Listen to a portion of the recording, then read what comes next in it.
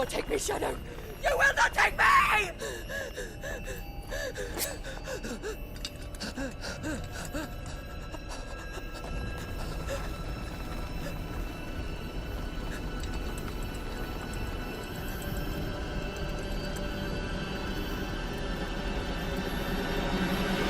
Don't reinforce will be found. What is our situation? Report, Captain. It could be fires of spread. Can nothing be done to call them off? I regret not, Your Radiance. The Dragoons answer to none but His Imperial Highness. The Council is powerless to intervene. We're hearing reports of rebel Madness is this, Dion. throughout the neighboring districts. Focus all efforts on extinguishing the fires around the capital. The city can wait. Don't you dally, man. Go! Your Radiance. And I want you to find out Make sure the doors are locked. next move. By the light! Dion, have you taken leave of your senses? Call off the Dragoons at once! Fear not. The populace will come to no harm at their hands.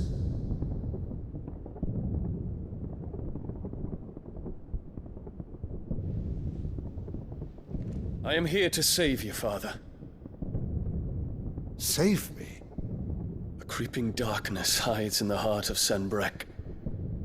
It stems from your wife, the traitorous Annabella.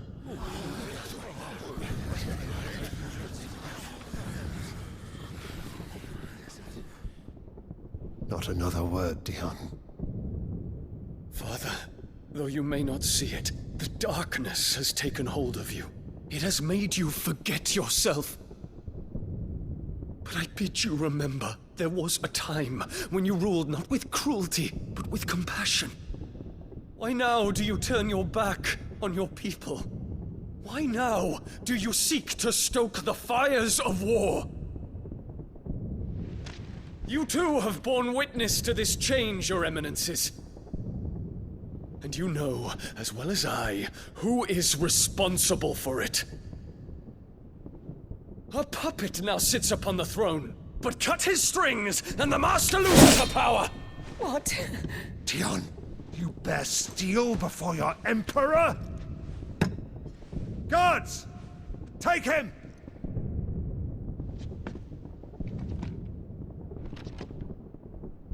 For every citizen who falls, another can be bred.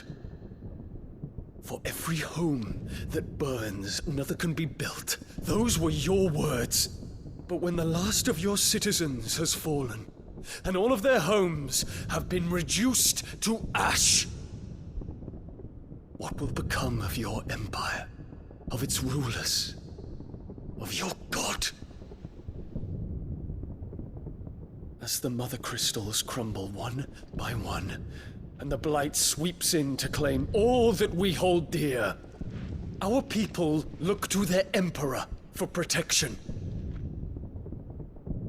Yet he labors not to secure their futures, but to seize what is left of the twins for himself. Even if it should come at the cost of everything his loyal citizens have labored to build. Dion, you must understand. A small price to pay, is it not? You've been blessed with great power, Dion. Enough to win me the world. So go, claim Valisthea for me, brother.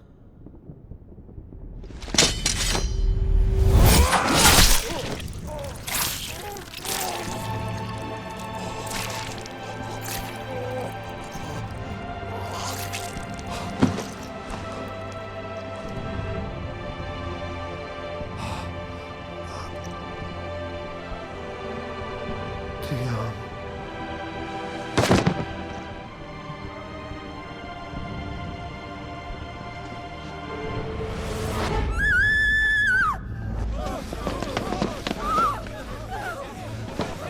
Gods!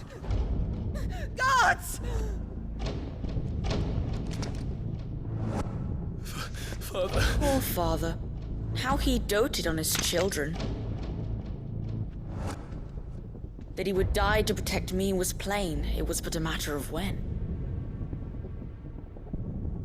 You planned this? You did well to endure so long. But you broke in the end, as I knew you would. And now Muthos approaches. Put him to the proof. I would see if he breaks. Go, Bahamut. Kinslayer.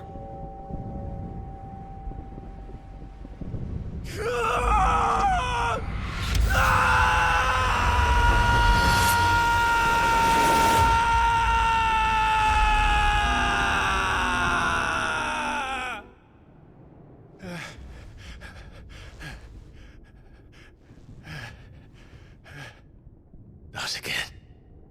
Brother? It's a long story.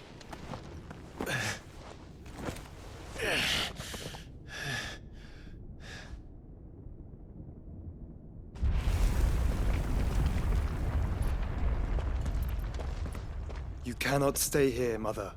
Come. Take my hand.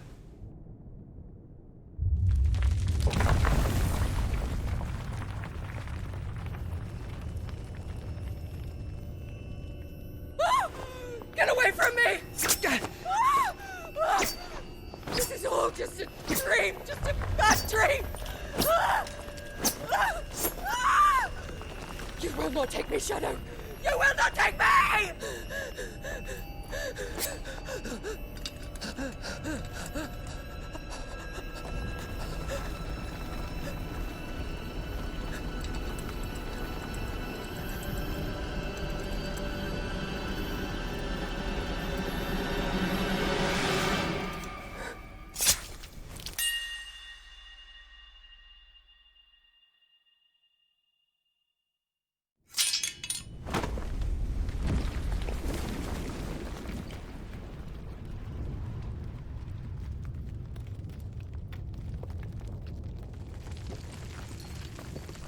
Mother.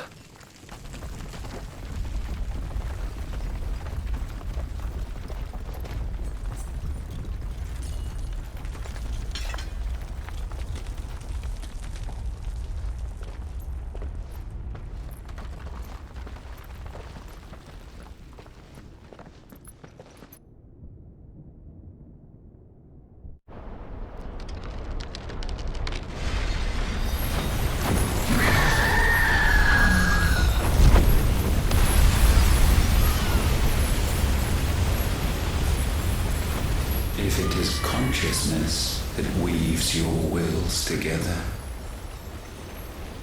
consciousness that blurs the boundary between your own will and that of others,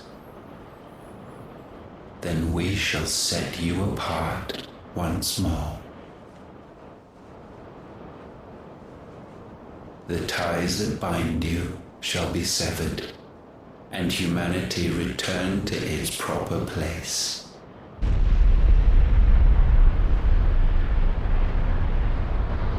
By primogenesis shall a new age of reason begin.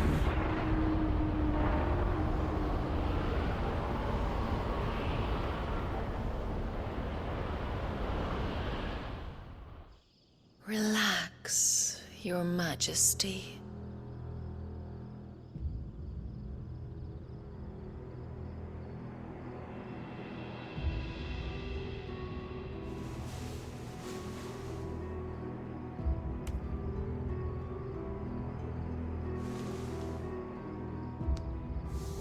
Don't you want to play?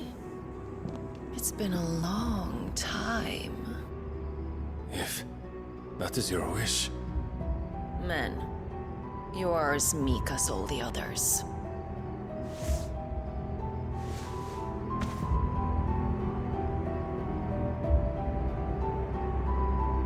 Such feeble creatures.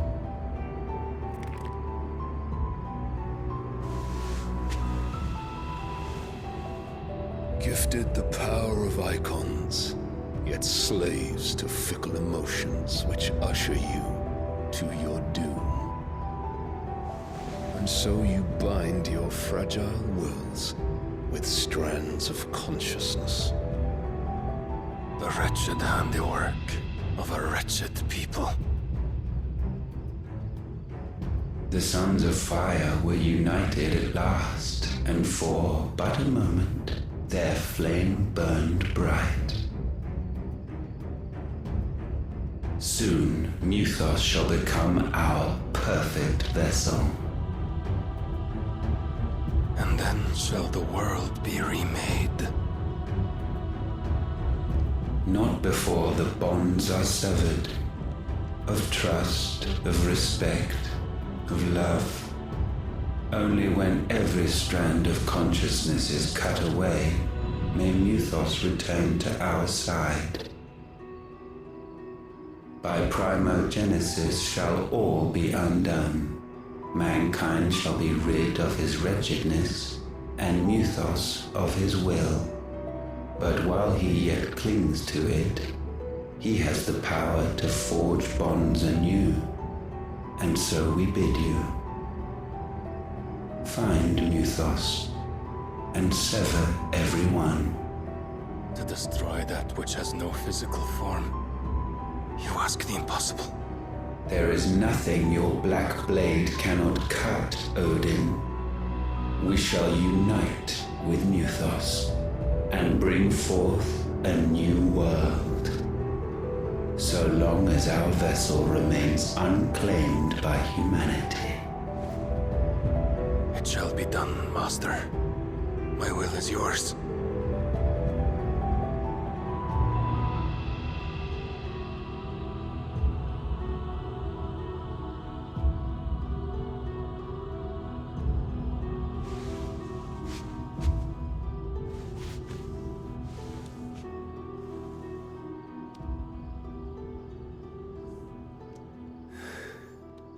Mother.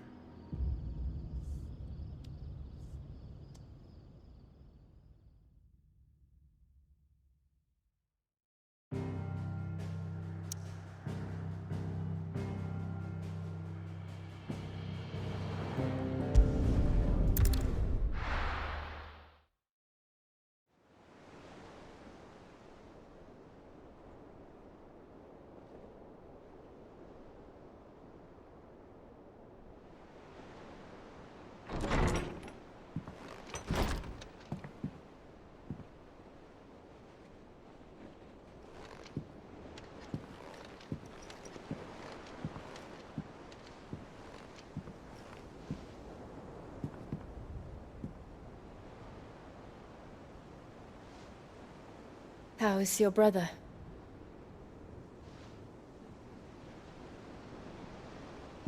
Asleep since I returned from the Dominion. Taya says he should be back on his feet soon enough. For a while, at least. She discovered something on his chest. A swelling, circled in stone. The curse.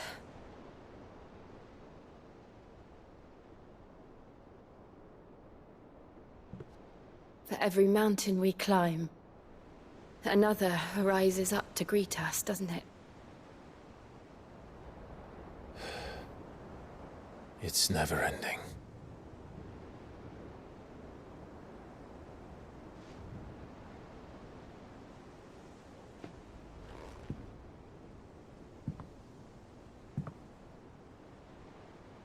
Even the sky seems to have grown tired of it all.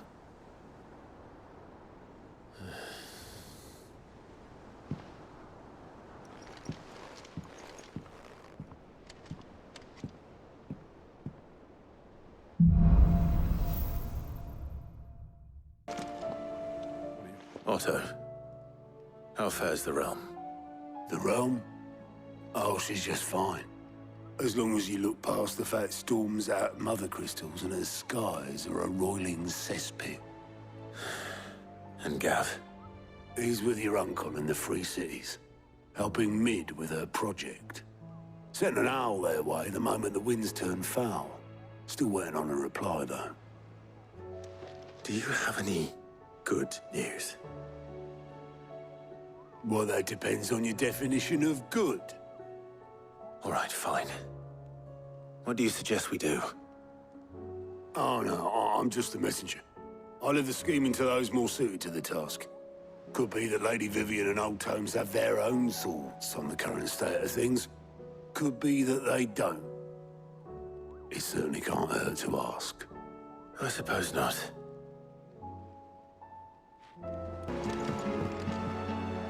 How is it that every one of your little excursions presages some inexplicable catastrophe? Not that you are to blame for the Dominion's fate.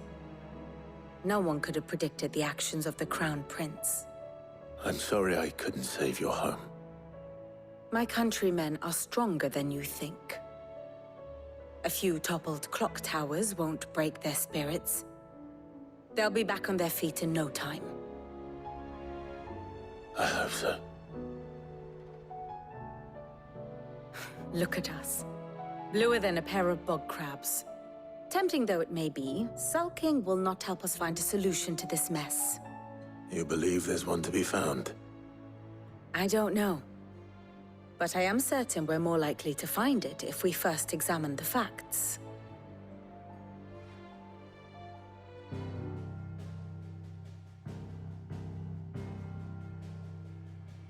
Beneath these darkened skies, fear and confusion reign over Valisthea.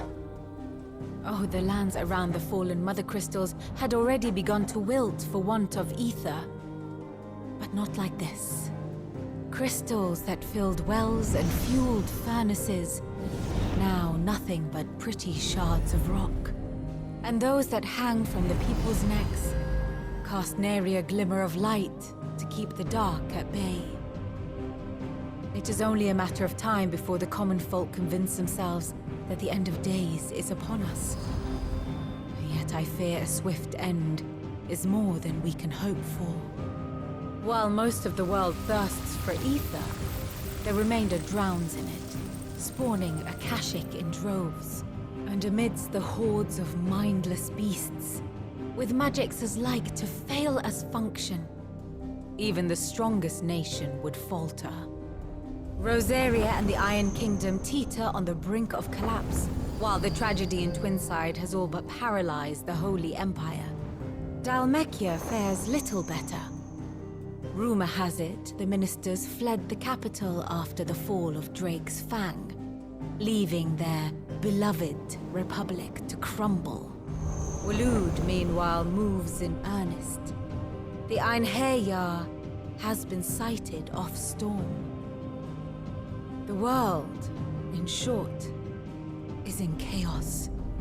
It would seem our civilization was nothing but a castle of sand, to be washed away at the whim of the waves.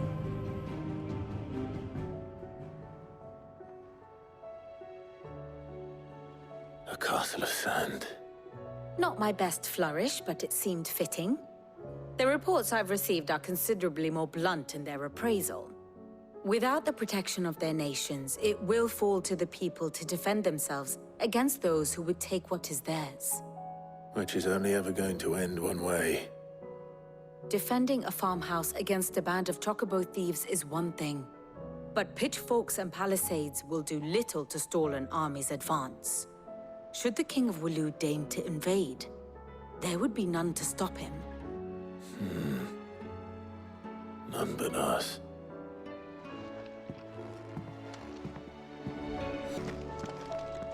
Let me guess. You're here about the skies. Is there anything you don't know, Lawsman? It doesn't take a court astrologer to augur the obvious. As for what has disturbed the heavens, that, I believe, is a question the Fallen might be better placed to answer than I. And on the 6th day did the gods tear the sun from the firmament, visiting darkness upon their prideful sons and daughters. But I dare say you remember your childhood lessons on the sins of Zemeckis only too well. You think they're connected? That Ultima was one of the gods responsible? Well, He has certainly exhibited powers that we mortals would associate with the divine. There is nothing divine about him. But he wouldn't be the first god of whom that could be said, now would he? Yet for all the fairy tales that tell of the sins, there is almost nothing in the way of actual historical accounts. Had I the Journal of Moss the Chronicler, I may have been able to tell you more, but alas, I fear all remaining copies have been lost to time. You will forgive me, I hope? Certainly not. Because there is nothing to forgive. Even without this journal, you provided us ample wisdom. And we will always be grateful for it. Perhaps Otto will be more inclined to share his thoughts when he hears what the others had to say. Clive, we have a problem. Only one. That would be a first. It would. Actually, there are three. We had as many owls arrive while you were at the shelves. Martha's got a Akashic out her gates, and talk of monsters roaming the hills outside of Northreach has put the wind up Isabel and her lot. And don't forget Dalimil. Lubor says the village was raided by bandits. When it rains... It fucking pours. The curse breakers are spread thin, taking stock of the damage in the Dominion. And even if I could get word to all of them, I doubt they'd get here in time to make any real difference. Which means... there's only two people who can. Jill and I. Let them know we're on our way.